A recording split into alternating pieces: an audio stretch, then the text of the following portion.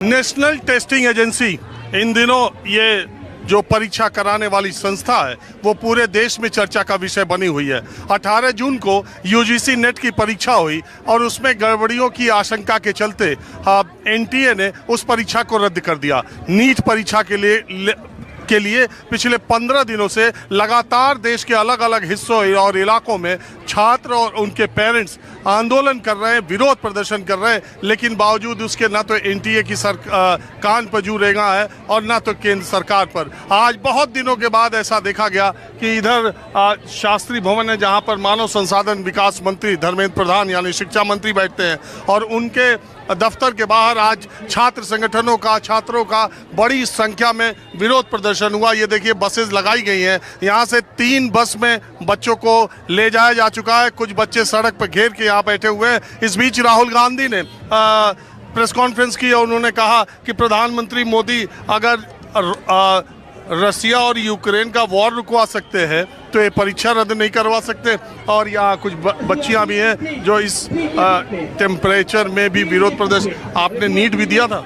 मैंने नीट का एग्जाम नहीं दिया, मैंने नेट का एग्जाम दिया है, बट नीट के एग्जाम का स्कैम सबके सामने है। नेट का एग्जाम चल हो जा शुरू। केसरिया से मन जोगी हुआ रे, दिल झूमे देखो पतवारा हुआ रे, दिल झूमे देखो पतवारा हुआ रे। हर पल मनाओ केसरी त्योहार। विमल बोलो जुबान केसरी। मैंने दिया, 24 घंटे भी नहीं हुए थे एग्जाम रद्द हो गया। तो मेरा सवाल बस ये है कि ऐसी क्या सिक्योरिटी है कि आपके क्वेश्चंस जो आप इतने इस एग्जाम के जो आप इतने बड़े स्केल पर लेते हो वो क्वेश्चंस लीक हो जा रहे हैं और अगर मैंने ये भी नोटिस किया था कि लीक होने की न्यूज़ जो है कुछ साइट्स पर 10-15 घंटे पहले आ गई थी। तो अगर पहले ही लीक हो गया तो फिर आपने एग्जाम क्यों लिया? क्या ज़रूरत थी कितने सारे स्टूडेंट्स को बेमतलब आप सेंटर पे भेजते? और फिर आपने प्रेस रिलीज में निकाला कि एग्जाम आपने बहुत ही सक्सेसफुली कंडक्ट किया और कुछ घंटे बाद आपने एग्जाम कैंसिल कर दिया। तो हम जो इतने दूर से, मेरा 4 घंटे दूर सेंटर पर आता और मैं 2000 रुपये खर्च करके एक दिन में बस एग्जाम दे के आई हूँ वापस घर। और ये सेम चीज़ कुछ मेरे दोस्त ऐसे हैं जो कि दूसरे स्टेट से आए एग्जाम देने के लिए और वो एग्जाम देके घर पहुंचे भी नहीं और एग्जाम कैंसिल हो गया। तो हमारी बस ये सवाल, एक छोटा सा सवाल है कि ये बार बार क्यों हो रहा है? क्यों हर एग्जाम में जो एनडीए कंडक्ट करता है हर एग्जाम में कुछ ना कुछ इश्यूज हो जाते हैं? ऐसा क्या है?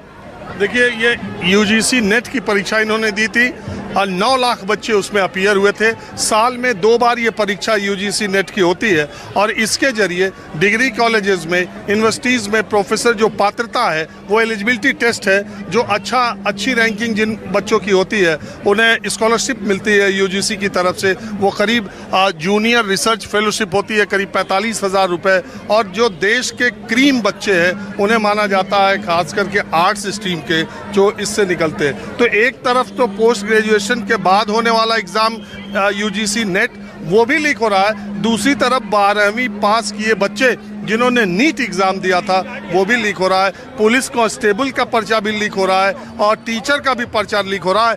देश की 30% आबादी 30 साल से कम की है और उसके लिए एक ये राष्ट्रीय समस्या के तौर पर सामने आया है।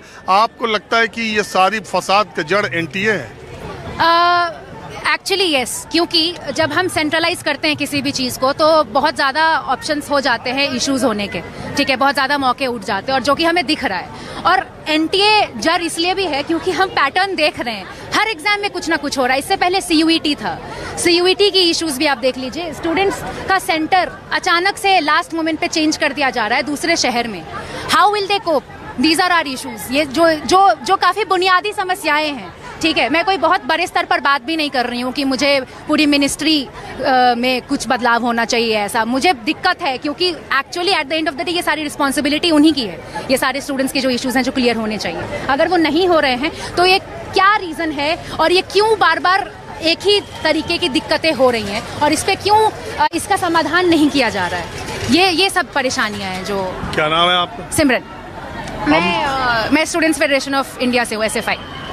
ये कम्युनिस्ट पार्टी वाले ज़्यादा हल्ला हमारा कर रहे हैं क्या? कम्युनिस्ट पार्टी वाले, देखिए ये जो इश्यूज हैं ये हर स्टूडेंट के हैं, ये सिर्फ कम्युनिस्ट मतलब आइडियोलॉजी को मानने वाले बच्चों की इश्यूज नहीं है। आंदोलन तो ज़्यादा यही करते हैं। आंदोलन होना भी चाहिए, सबको करना चाहिए, और ये लोकसभा चुनाव के नतीजा आने के बाद कुछ एनर्जी मिली कि नहीं?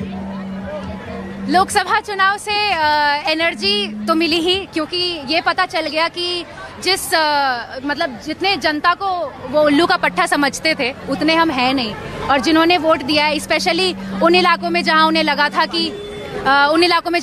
था कि वो जीत जाएंगे, वहां जब उन्हें उस तरीके का मतलब देखने को मिला है। लेकिन इस तरह के जब वैसे राजनीतिक दलों का ये काम है, विरोधी दलों का, लेकिन इस तरह का जब राजनीतिक चश्मा इस तरह के आंदोलनों पे दिखाई देने लगता तो कुछ हल्का नहीं होता है? राजनीतिक चश्मा मतलब क्या है? देखिए, मैं एक स्टूडेंट्स ऑर्गेनाइजेशन से हूँ। मेरे स्टूडेंट ऑर्गेनाइजेशन के आइडियल्स है इंडिपेंडेंस, डेमोक्रेसी, सोशलिज्म।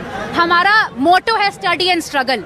ठीक है, हम सिर्फ पढ़ नहीं रहे हैं, क्योंकि पढ़ाई के साथ साथ हमारे जिंदगी में जो इश्यूज हो रहे हैं, हमसे पढ़ाई के बाहर, क्लासरूम के बाहर जो इश्यूज हैं, वो इश्यूज भी हमारी जिम्मेदारी है। हम सब की जिम्मेदारी है कि वो इशू स्टूडेंट्स को नहीं झेलना पड़े। तो अगर हम आवाज नहीं उठाएंगे तो कौन उठाएगा? That is the issue. और ये किसी एक राजनीतिक दल का ये कोई जिम्मेदारी नहीं है, ये हम सबकी जिम्मेदारी है। बाहर आए बात। अरे वैसे भी कम्युनिस्ट छात्र संगठन लिखते हैं, लड़ो पढ़ने के लिए, पढ़ो देश बदलने के लिए। तो बहरहाल अब मैं कुछ